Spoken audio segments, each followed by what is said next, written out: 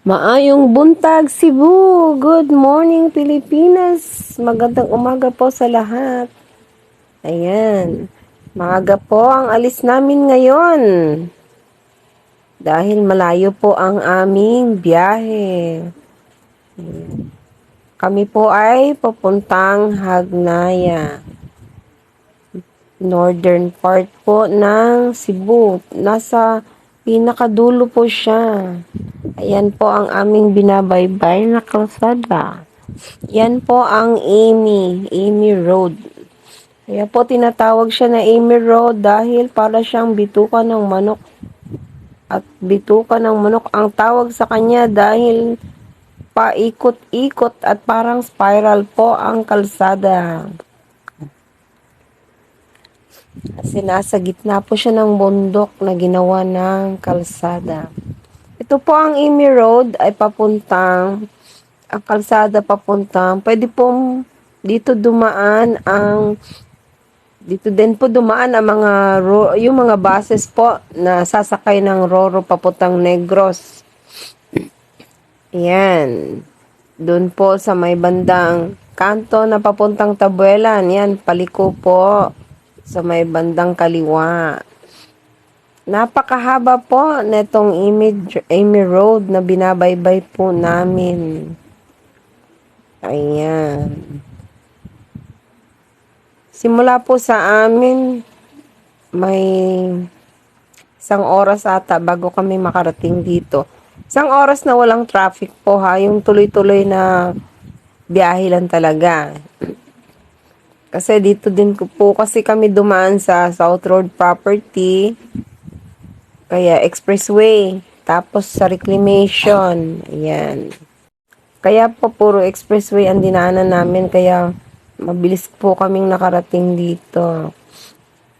Bale, SRP Road, then Mandawi Road, then Mandawi Reclamation, tapos yung may lusot na reclamation din ng Liluan.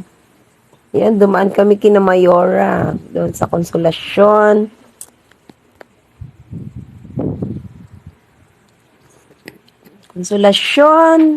Liluan, Danao, Compostela, Sugod, Katmin, Carmen.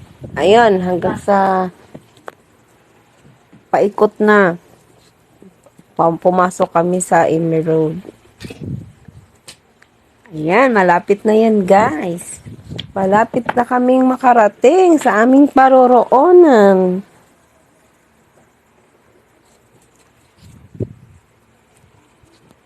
Ang ganda talaga sa probinsya, no? Masarap sa mata.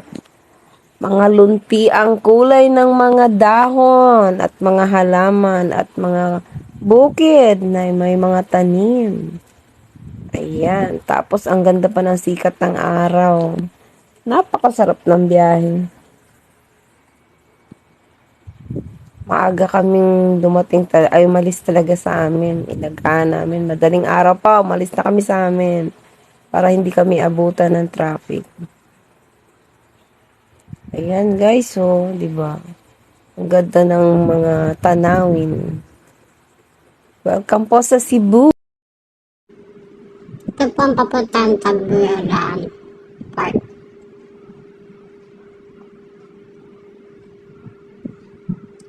Papuntang Hagnaya.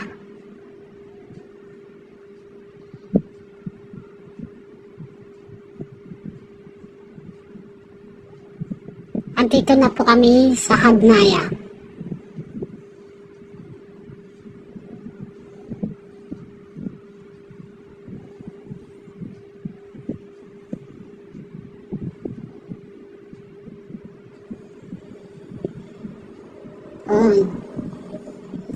Salamat po sa panonood.